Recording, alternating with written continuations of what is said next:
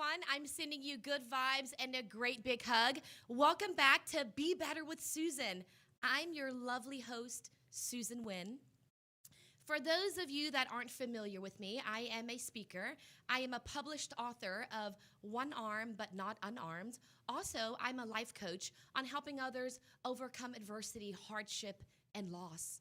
I really love this platform at Be Better with Suzan, and the reason why is I'm able to connect with the community, to be able to shine a light on powerful stories and messages from amazing people. So today in studio, I am extremely excited to introduce my good friend, my mentor, one of my biggest supporters, my brother from another mother. I could go on, but I won't. Derek LaHare.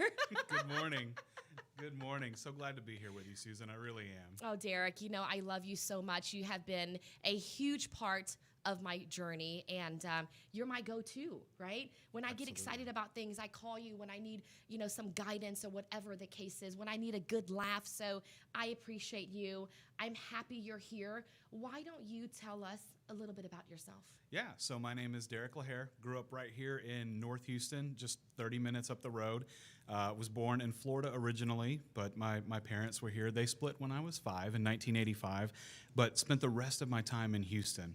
Was fortunate enough to be able to grow up on that north side, and then, of course, went to college out in San Antonio, where I met my girlfriend, who is now my wife. Yes, we just celebrated 13 years last Monday, which is incredible. Congrats, you guys. Thank you, thank you. And we have a beautiful 8-year-old daughter named Autumn really Rose. Thank you. So yeah, it's been an incredible journey thus far. So happy to be here with you today. Thank you so much. And why don't you tell the audience how we met? So we met at work. It was an amazing story. So I remember very early on we were hiring for a coordinator position, and our boss at the time, our vice president, came in and said that he had found the one. He had found the person for the job, and told us a little bit about you. And I was so excited to be able to meet you, and that's how we met. And I think it was 7 or 8 years ago. Yes, it was. It was a very long time ago. And shout out to Mattress Firm. It's where it all began for me. That was my first speaking engagement at their national corporate conference. I'm in front of 1,200 people. We were just talking about that earlier. So for me, it's where it all began. And Mattress Firm, the corporate office, will always have a special place in my heart. So why don't we start off with a fun fact about you, Derek? Fun fact about me. Let's see. Let's make sure it's appropriate. Okay. This time I'll do my best. Fun fact about me: I'm a really big guy, but I have a really tiny car, a project car that I'm working on at home, and it's a little 2-door, 2-seater that my daughter and I work on almost every weekend. And then of course when we're not working on it, we're taking it for rides, going to the park, going out to the lake, doing stuff like that. I love that, the Del Sol. The right? Del Sol. So The when you Del see me Sol. get out of that car, you would not imagine that that I could have ever gotten in. I love it because you do have a passion for cars. I do. I see the pictures, I see your work, and I love how you continue to spend time with Autumn and have those daughter moments with her. It's so special. Thank you. And she is so beautiful. So beautiful. I know. It's amazing to me. And she just came up to hug me, I think it was yesterday, and I realized that her arms are pretty much up to my chest right now. So that happened very, very fast. Wow. Yeah. That's amazing. The last time I saw Autumn was at our lunch in Chinatown. Mm-hmm. How fun was that? Just about a year ago this month. That was so fun. That was amazing. We'll have to do that again. We need We'll to, have for do sure. that again. All right, so I would love to jump into Derek's story, but before we do, let's go to a quick commercial break. Thank you.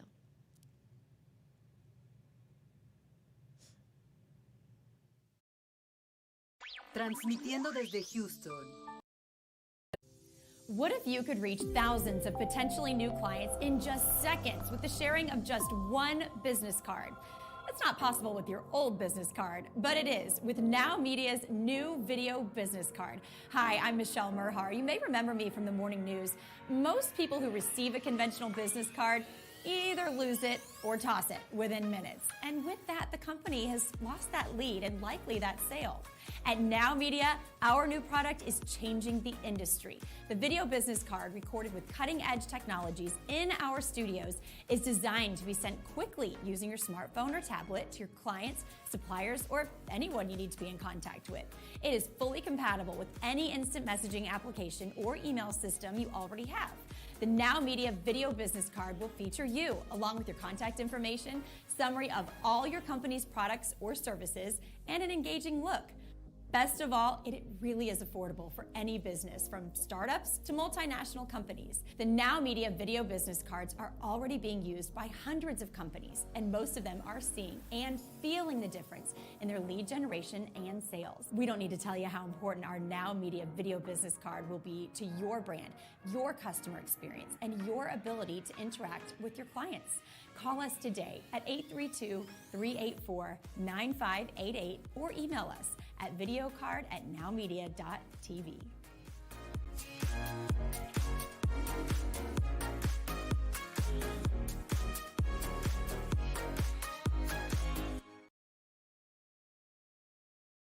Welcome back. So earlier I mentioned that we have an amazing guest in studio by the name of Derek LaHare. I'd like to ask, you went through some major adversity in your life. Yeah, indeed. Would you be able to share that with us? Absolutely. So when I was about 5, my parents divorced. And that's probably not unlike a lot of people that are out there listening today. Most of my friends have parents that are divorced. I think statistics are probably 1 in 2 couples, before the course of their marriage is done, they end up splitting up. And so at that time, some things started to happen for me, some changes. And I began to have some moments of just anger and severe depression and feeling like I had been abandoned. Now, my mom was really cool because she was in the mental health industry when she lived in Florida. She worked for the Palm Beach Medical Society. And so Mom realized very quickly that with all of the changes happening in my life, that it would probably be best if I saw a child psychologist. So we began doing that, and a couple of months went past, and things for me actually weren't getting better, they were getting worse, and nobody could really understand why. And I think what most people had no clue about at that time was that a lot of what was happening to me internally and externally wasn't just because of my parents' divorce. It was because at that same time, I fell victim to a sexual predator. And it was at that time that I began being sexually abused by someone very, very close. And I think that was what people were seeing. They weren't noticing it. And it was happening right under the noses of my parents. It was happening right under the purview of my friends and family, and even my psychologist at the time. And that took place for a period of months upon months upon months. I think I actually went from maybe the age of 5 to about 6.5 before anything came out about that or came to light. And that was a relatively common occurrence. It was every week or every other week. And so that abuse began to undo in me a lot of things. And so because of that, I went through a lot of trials and difficulties. Imagine being 5 and having that happen. And so I never thought, I think growing up, that something like that would happen to me. Of course, even then, wasn't really aware of what that was, because the 5-year-old mind can't really process. In fact, when children disclose to people today that they're being abused, they won't say, I'm being sexually abused. What they'll tell their parents, or what they'll tell people that they trust when they do disclose, if they do disclose, is what's happening to them. So they'll describe in very graphic detail what's happening. And so it was a period of time for me where I remember just having a pit in my stomach for months and months and months, because the person that was abusing me was using all sorts of threats and manipulation and lies and coercion to get me to comply so that I wouldn't tell. And it took a very, very long time for that to come out. But when it finally did, it just felt like my world split completely in two. It changed everything about the future, everything about the course of my life in ways that even then there was no way that I could begin to comprehend. It's a heartbreaking story, and I truly, I'm appreciative of you sharing that with me and with us. When you say that you were able to open up and share those emotions, and you said your world completely changed, how does that look like? It's interesting. I've always equated it to, being close to, I think, 6 or 7 years old, and being upstairs in my bedroom, thinking about, because my parents had divorced and we lived in a tiny 2-bedroom apartment, and wanting to tell my mom what was happening. But the person that was abusing me was doing what sexual predators do is a really good job of making you feel like if you tell anybody, something bad will happen. And so this person had used little things at first to get me to comply as they groomed me. And then they started to use big things. So little things at first was, don't tell anybody, you'll be in trouble. And that graduated into, over the course of time, you begin to feel guilt and shame about what's happening. But you're 5 or 6, you don't really understand. And so what they started to do was threaten bodily harm or bodily injury.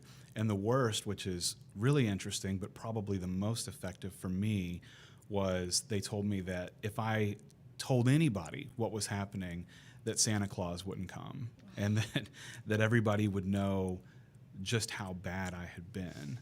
And to be 5 years old and think about the idea of Santa not visiting you, it's a really hard thing to deal with. And I remember sitting upstairs in my bedroom night after night after night, trying to get the courage up to tell my mom what was happening to me. And just thinking that if I did, I knew the trade-off, at least in my mind, was going to be that Santa wouldn't visit me. At some point, the guilt and the shame and everything that I was experiencing outweighed the consequence for me. And I remember going downstairs one night and telling my mom in pretty graphic detail what was happening. And the rest from that point on is somewhat of a blur. Because talk about the shift in the world and how everything begins to split. What I had done was the right thing to do. Absolutely. So many people don't get that opportunity. There's probably people out here listening today that are well into adulthood or even advanced in age and maybe have had something similar happen but have never had the opportunity to share because they're scared or fearful of what might happen. Right. For me, it was the equivalent of pulling a pin on a grenade and just tossing it in the middle of my living room. Any semblance of family that I had at that point disintegrated. Now, that wasn't my fault, and I think that's what's important for people to know. The person who was sexually abusing me, it was their fault. Absolutely. What they had done. Absolutely. They caused a rift in the family. They caused those relationships to deteriorate and to go away. But that, for me, was really the beginning of my book, because that's where my mom very quickly realized, because this had happened, now it was even more important for me to get better help, advanced help. And so many people don't get that chance. And so I'm very fortunate to have been at that age. The way that it happened, of course, terrible, heinous crime, not something I would ever wish on anybody, no one at all. But at the same time, so glad that that I didn't wait any longer to tell my mom what was happening, because healing really started for me at an earlier age, I think, than I could have recognized. Yeah, and I applaud you for that. I really do. I can't really speak on your situation because I haven't experienced anything close to that, but I can understand what you're saying. Some people experience that, but they're afraid to speak up, right? They're fearful. They don't want to be the reason why there's a rift within the family dynamic. They don't want anyone to start judging them or whatever the case is. And there are people that are walking around till this day that has, experienced adulthood that's still hiding that from within, and that must be so tough. Yeah. Fortunately, you were able to speak on it. You finally opened up to your mom, and you were vulnerable, and you spoke your truth, and that has helped you come a very long way. Indeed, it has. The thing that I wasn't prepared for was my healing journey really began at that moment. But what I don't want to give anybody the impression of is that things just started to get better and continued to get better. I want to be real about the fact that while I'll never regret doing that at that age, I was so fortunate to be able to do that. There were a lot of lows in there too, some very deep valleys. But that's part of the healing journey, to get to go through those. For me, I'm glad that I got a chance to do it a bit earlier than a lot of other people. And that's one of the things I hope today, that anybody out there listening who maybe has had something similar happen and hasn't had a chance to come forward, hopefully will. It's not an easy journey to healing, but once that starts, I can promise you we'll all be in a much better place. Thank you for sharing that. And absolutely, earlier you mentioned you experienced the low of the lows, right? And it's a healing journey. It's a healing process. So it's not the fact that, okay, you open it up and bam, you're good. It's continuation healing. It's a healing journey. And one thing I've learned as well is if we don't give the pain the attention it needs, it will continue to return for resolution. And many people say, oh, it heals with time. To me, I feel like we are able to adapt better within time, and we get stronger, and we're able to deal with it in a better mindset. But it's not easier, though. No. Right? Would you agree with that? I totally agree with that. I think you talk about it coming back for resolution. That's really it. Anything that you bury that does not get resolved ultimately always comes back. And it will be at places and times in our lives when we least expect it. For me, I was fortunate to be able to have that counseling and that healing. I think in terms of therapy, I'm not afraid to admit, in fact, I'm really proud, but like 9 or 10 collective years of my life have been spent in front of doctors and people that were really trying to help me heal. But again, that said, at that young of an age, there are just things that you don't realize. For me, being 5 years old and having to go to a doctor for something bad that happened to me meant that, okay, I'm sick. Something has happened to me. If I go to the doctor will help me, and then I'll automatically be better. And that's a very 5-year-old way to look at something. But unfortunately for me, I carried that model into adolescence and adulthood. I've been through therapy. I've been to the doctor. I'm well. I'm done. This is it. I can put this all behind me now. And what I never expected was for what I had been through as a kid, that sexual abuse, to come back knocking later in my life. But it did. Whenever I tried to enter into a serious relationship, whenever I got close to somebody, when I had my first child, the things that you don't think that it will come back to affect, it always does. And for me, it was not just managing the pain, but having a plan for it, and knowing that I was susceptible to it, and not to block it out, but to use it in a way that would be healthy for me and beneficial. I'm so proud of you, Derek. I really am. I love you so much. I love you too. Here, give me your hand, buddy. I really do love you. I love your story. I love you for sharing it with me. And you're right. I feel like a lot of us, we go through painful situations. It's all different, right? Yeah. Your story is completely different from mine. But if we don't recognize, confront, and embrace the pain, it does continue to come back in different ways, right? For instance, people walking around and spending money on shopping and they're taking out that way, or bad relationships, or self-medicating, or drinking. I mean, it masks itself and it comes back in very dangerous ways. This is a lot to take in, a lot of heavy stuff. And once again, I really appreciate you for opening up and sharing your story. And we will continue to share your story when we get back from a quick commercial break.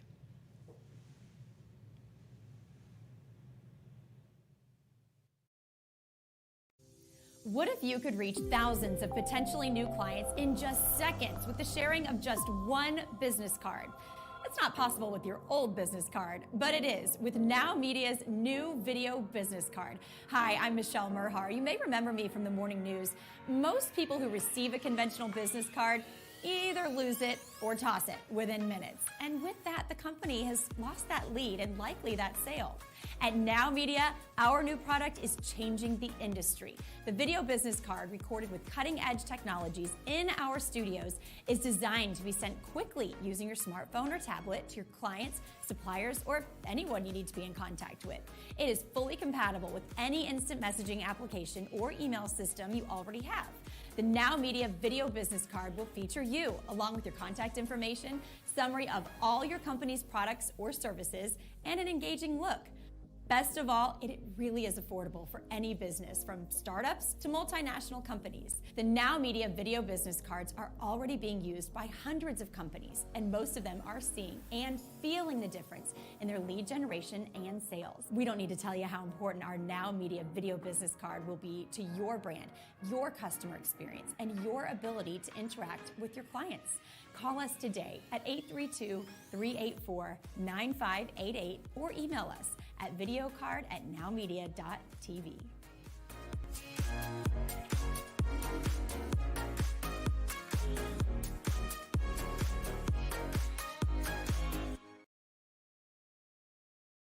Welcome back to Be Better with Susan. I have an amazing guest in studio today, Derek LaHare. I appreciate you being here. Before we jump back to his story, I'd like to say a quick thank you to my sponsor, Stacy Mai. If you're in the need for real estate to sell, to buy, reach out to her. Stacy Mai, she is the best in the business. She's with Champions Real Estate Group. Pick up the phone and give her a ring. Her number is 832-744-4084. Thank you, Stacy Mai, for your generous sponsorship to Be Better with Susan.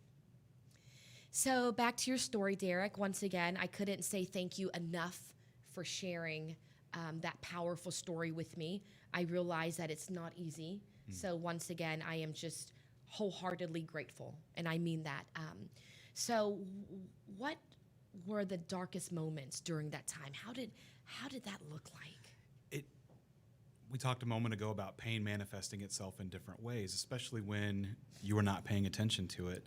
And for me, it manifested itself in a couple of different ways. At a very young age, I developed a severe obsessive compulsive disorder, which I don't know that anybody at the time really correlated to the abuse, but I had an obsession with checking the locks on the house before I could leave, or I couldn't leave unless I had turned this way or made this many steps towards the door.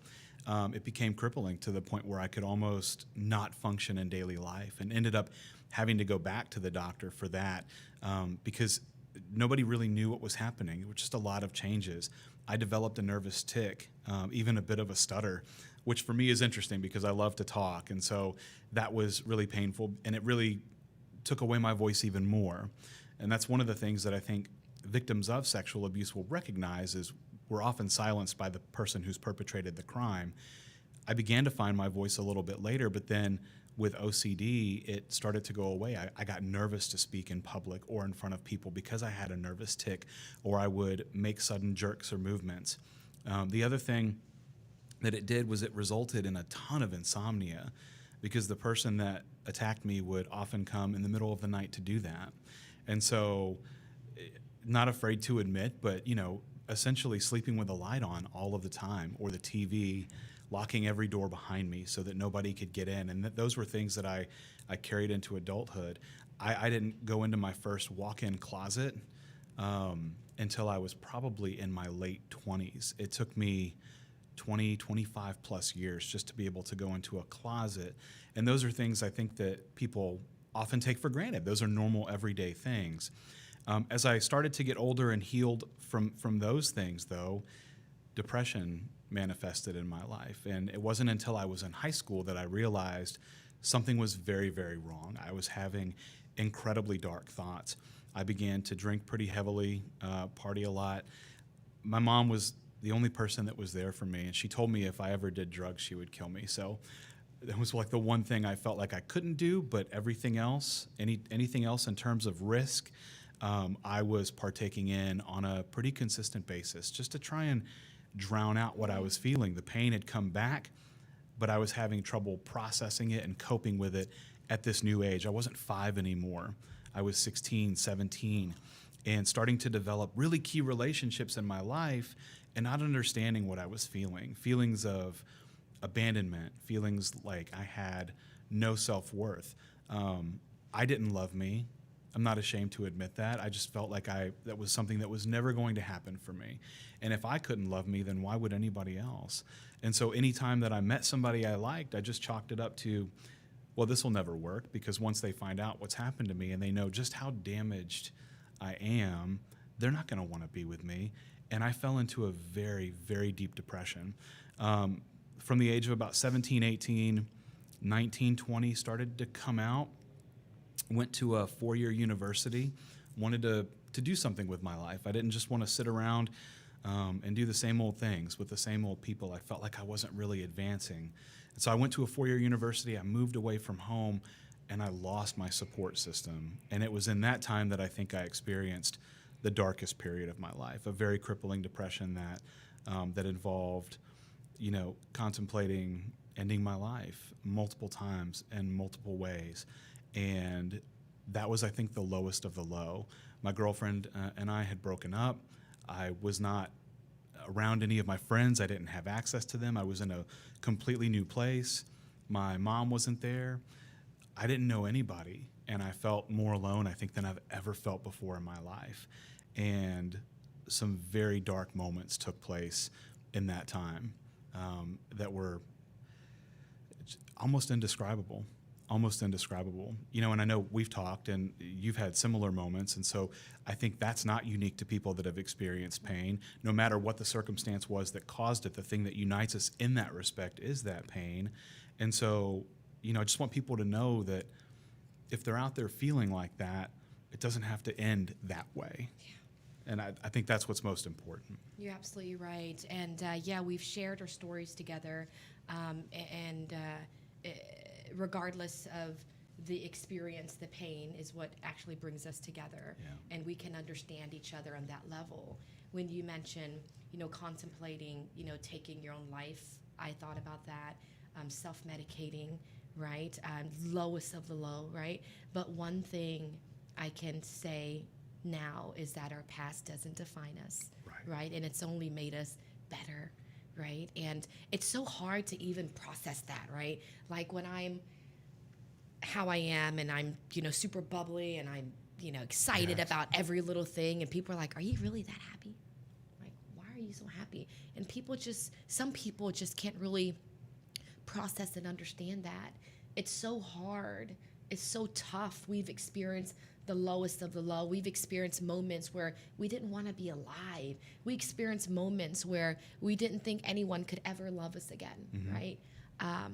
But it can happen. It does happen. It's happened for the both of us. Life has gotten better, right? So one thing I must say is please don't think that your past experiences can define you in any way. And it is very possible to be able to move forward from that hardship, from that adversity. And I think that's what was tough for me to realize, and it's tough for a lot of people to realize is that's not the whole story. That's just a chapter in the book.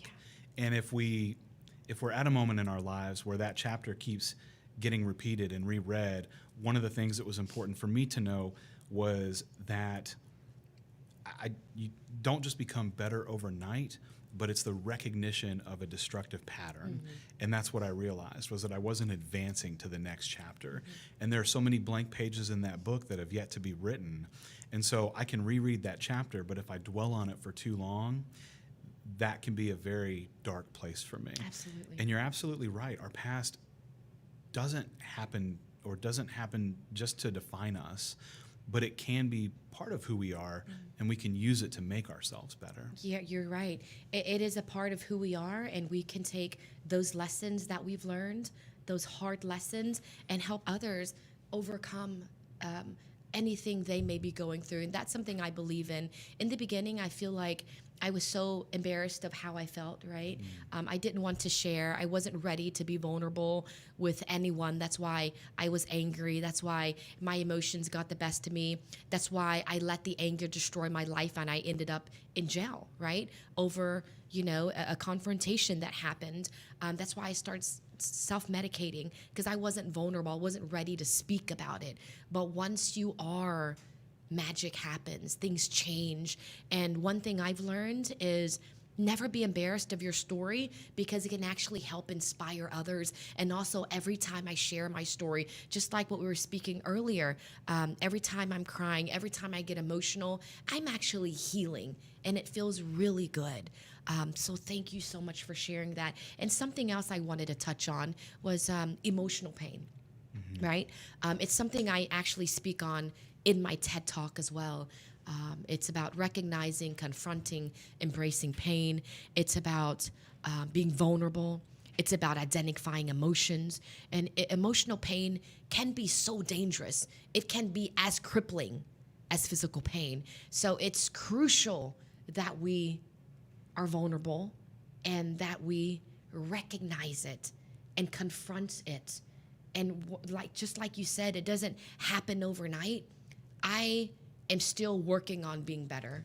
Right. Every day, each day, there are some days where I have hard times. And sometimes when I'm a little bit negative and I'm thinking, oh, this isn't working out, that isn't working out. But then I realize if I allow myself to be negative for a long time, then it's only going to pull me back to that dark place. So I'm not. Can you resonate with that? Yeah, I can indeed. I think part of it is, again, that recognition, and then putting in place healthy coping mechanisms. You've now written a book. You have your show. You get to speak about this in front of people, and those are healthy ways, I think, to process. The thing that it always reminds me of, and hate to be a little bit of a nerd here, but no. Batman Begins with Christian Bale. In the very beginning scenes of that movie, he's a young boy. He falls down the well, and it's dark, and it's damp, and it's cold, and then all of a sudden there's bats just encircling him. And you see this transition in the movie later to where he's using the thing that brought him so much pain to make himself and the city he loves so much better. And I think that's what it is recognizing what are the good things that we can do. And I know that not everybody gets an opportunity to speak about their pain. And even survivors of sexual abuse, if they've not disclosed, I want to make sure that they know that that's okay. No one is obligated to speak on their story. They get to choose to do so within their time. But I know for me, it's a very healthy thing, because if I get trapped in old patterns, I know what I automatically want to run to. I know what I automatically want to do. And I have to be responsible now. It's not just me. I have a family. I'm married. I have a wife. I have a daughter. When it was just me, I could self-destruct, and that's not healthy. But the repercussions for people around me were pretty small.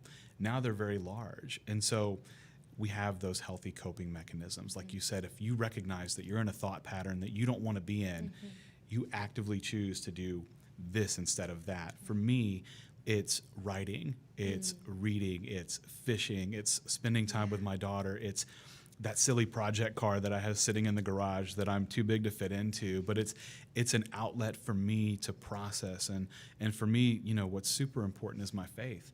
And so in those moments, a lot of times there is solitude, but it's healthy because I feel like I'm spending time in prayer or even time with God. And I find that so incredibly healing. And those aren't always easy conversations, but I know that it's better than what I would want to do normally. And so I love what you said about recognizing those patterns and doing something actively to change the direction. Yeah, I feel like we must acknowledge those negative patterns that we're experiencing. It's all about acknowledging and recognizing. And also, you're right? Not everyone is ready to speak about their pain, but one thing I do encourage is being vulnerable. I'm not asking anyone to go on a stage and share it with 1,200 people, but lean to those around you, to your loved ones. Because once you start being vulnerable and speaking about it to your spouse or to your best friend or to your mentor, whoever it is, it does help. It does really help. I can speak about vulnerability all day because that's something I'm extremely passionate about, and that's a reason why my recovery was delayed, because I wasn't ready to talk about it. I wasn't ready to tell people that I hate looking in the mirror. I hate looking at myself. I'm disgusted with how I look. I feel deformed. Like, I wasn't ready to tell people that because I was so humiliated and embarrassed. But once, years later, it took so much time to build up the nerve to be able to tell my boyfriend, husband now, or to tell my friends, this is how I'm feeling. It started helping me move forward in my recovery. But when I was hiding those emotions, man, it ate me up inside. My heart was so heavy, but when you start releasing it, it feels a lot better. So yes, I feel like you should speak on your pain whenever you're ready. This is your journey. This is your story. Share when you're ready, but I would say do share with someone, because once you do, it really does help you internally. So one thing I'd like to ask Derek is, through through everything you've mentioned and, those dark times, what was the turning point that made you realize you needed to move forward?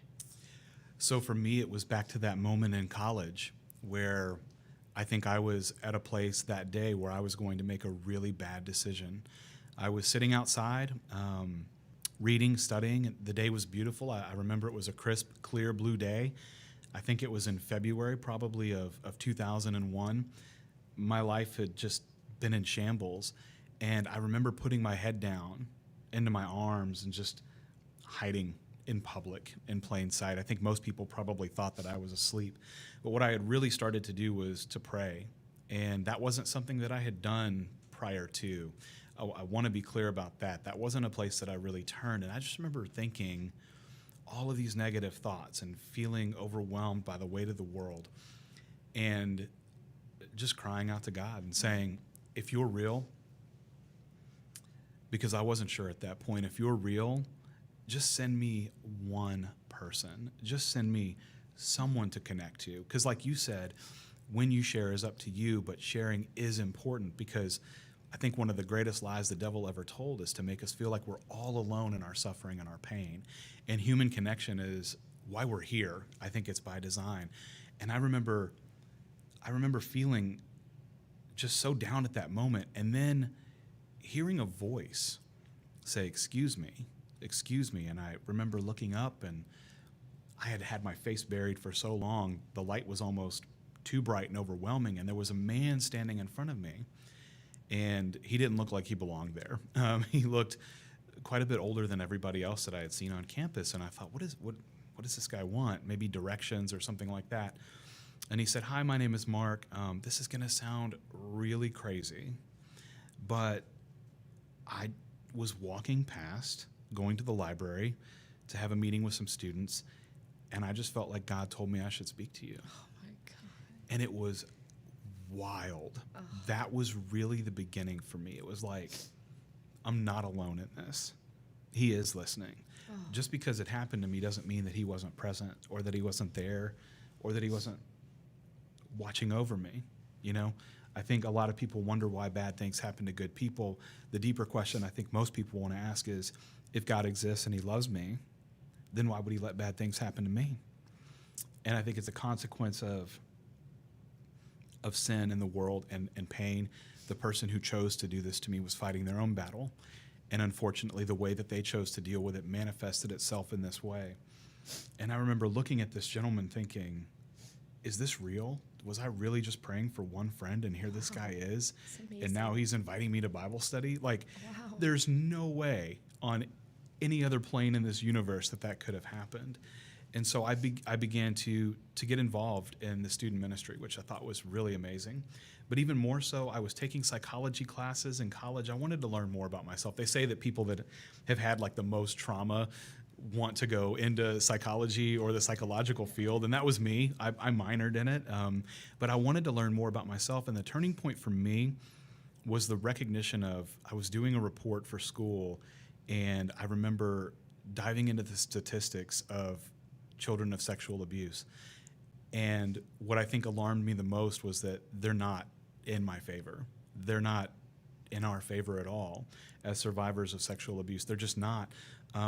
The divorce rate increases, the increase of alcohol and drug abuse. And that's not to say that if you've been sexually abused that you're destined for those things, Right. but there is a greater propensity for those things to happen in your life. And I knew that I wanted to be married. I wanted to have a successful family. No one in my family up to that point had done it. I wanted to be married. I wanted to have children. And I very quickly realized, how am I ever going to love anybody if I can't even love myself? Mm-hmm. And so I think that was really the turning point for me. It was a recognition of a need for God in my life, but it was also the understanding of, hey, the reason that this hasn't been successful for any generation prior to me and my family is because we're in this vicious cycle. No one really understood what that meant. And so I knew that at that point in my life, I needed help more than ever. And so I chose to go back and to see a doctor in my early 20s that I knew would, I think, helped me. My mom was very instrumental in that. I'd begun going to a local church, Max Lucado's church, Oak Hills, and they said, sorry, Derek, we don't really do anything like this, because I was reaching out for help. And they said, but we do know a guy who does.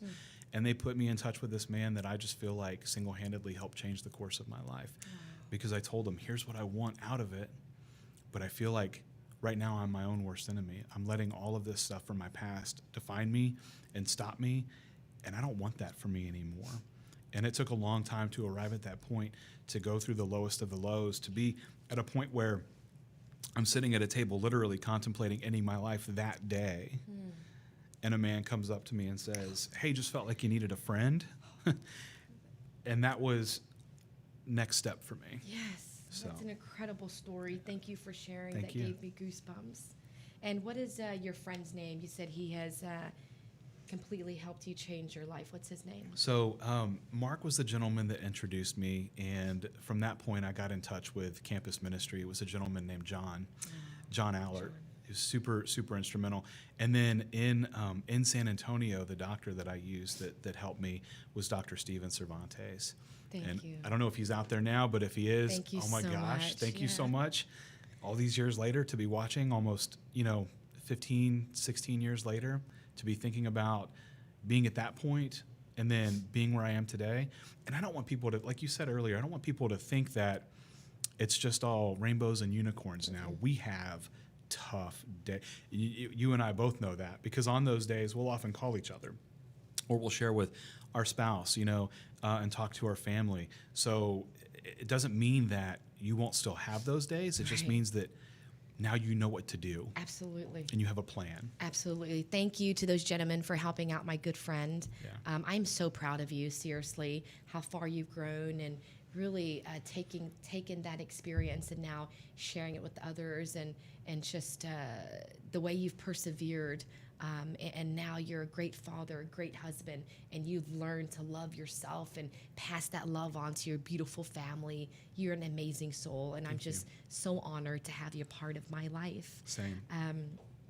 And you're right. It's not about, rainbows and butterflies and things are just so great now. I mean, we still have our bad days, and there are even more stories that we have that we don't even share, right? There's a lot of grief, a lot of sorrow that we've experienced, but I really appreciate that, Derek. So tell me, what was the biggest lesson that you have taken from that experience?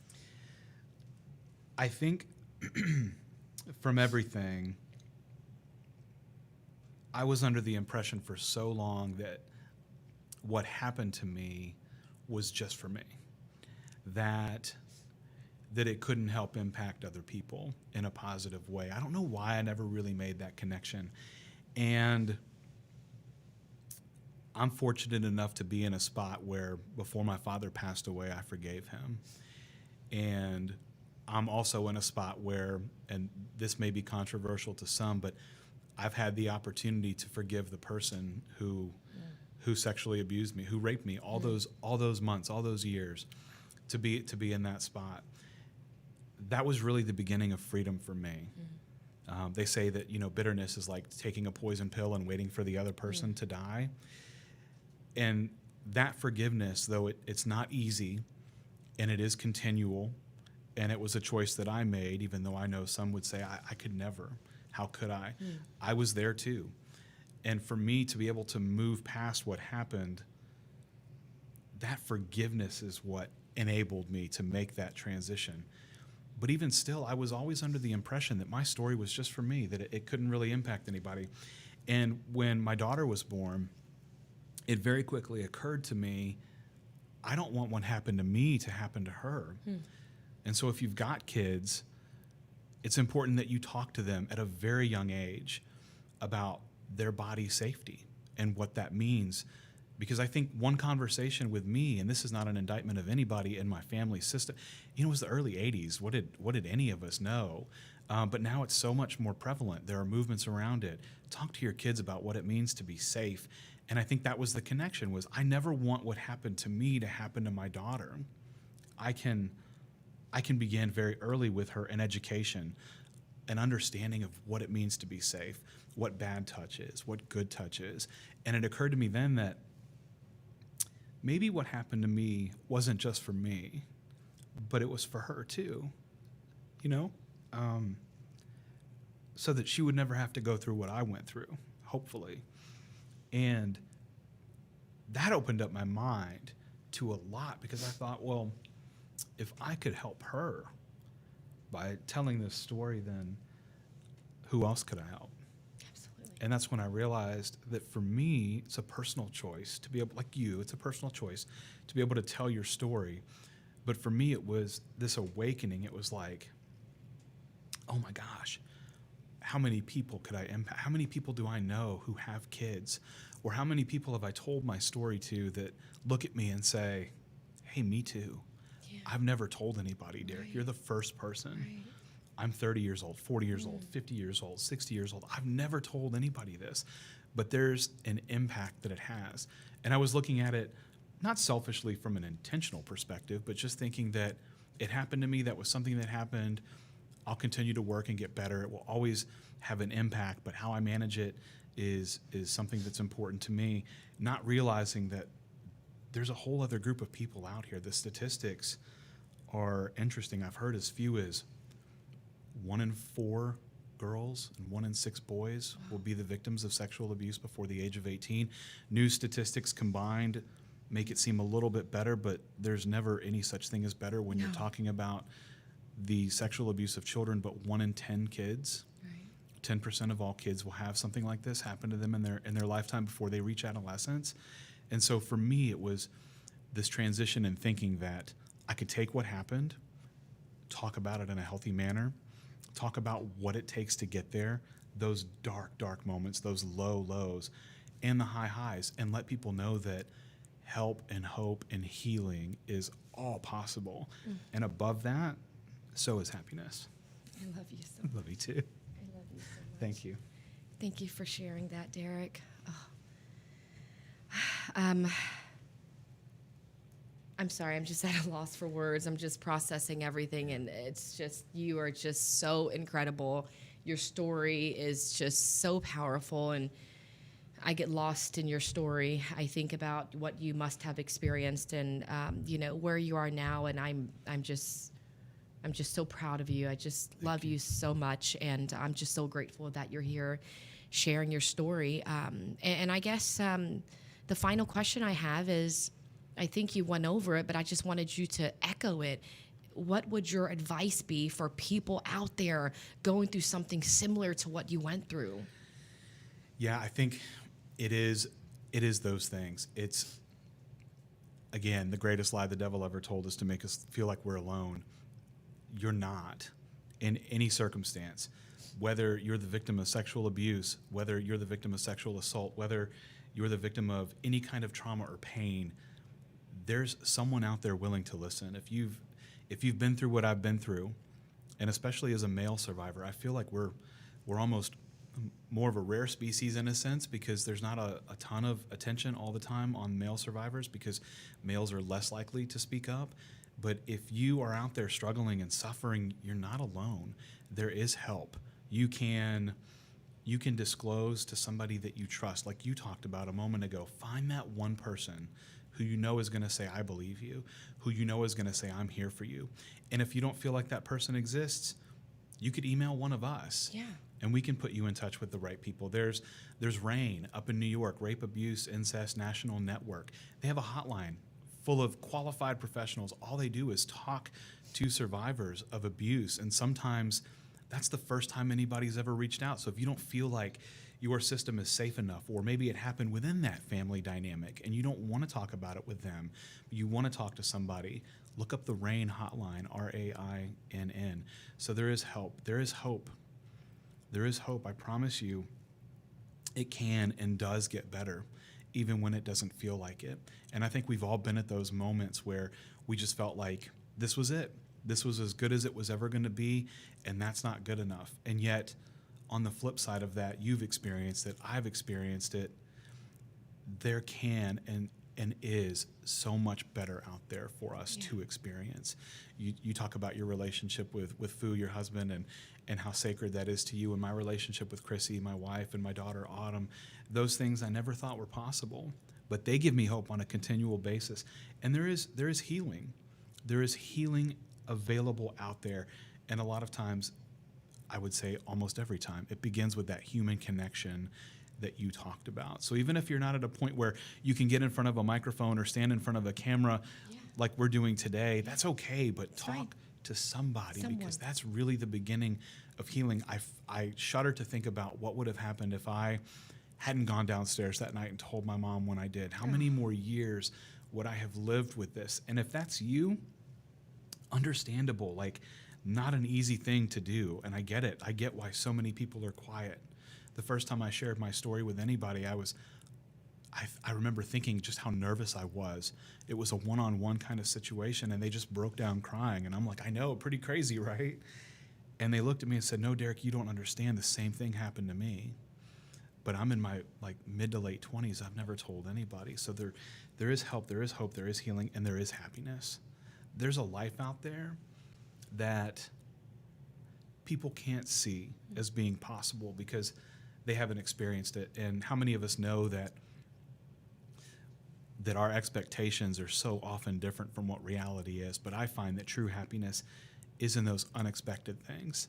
It's my daughter, yesterday handing me a little rock and saying, Daddy, take this with you. We'll leave it in your pocket so that you'll think of me today. So every time I reached into my pocket, I felt this rock, and I thought of her. But that's not something I ever thought that I could have as a child. And it just happened to me yesterday. Yeah. And so all of those things are possible. The road to them is not easy. So I don't want to misrepresent what that journey looks like. But it's being better in spite of the pain. It's knowing that you can use it and leverage it to your benefit at some point, even though it may seem like it's the thing that controls and cripples you. You can be in charge of it, and you can manage it. And if you're out there listening and something like this has happened to you, I want you to know it's not your fault, never your fault, and that healing is possible. Thank you so much, Derek. I appreciate that. And yeah, I'd like to echo that, right?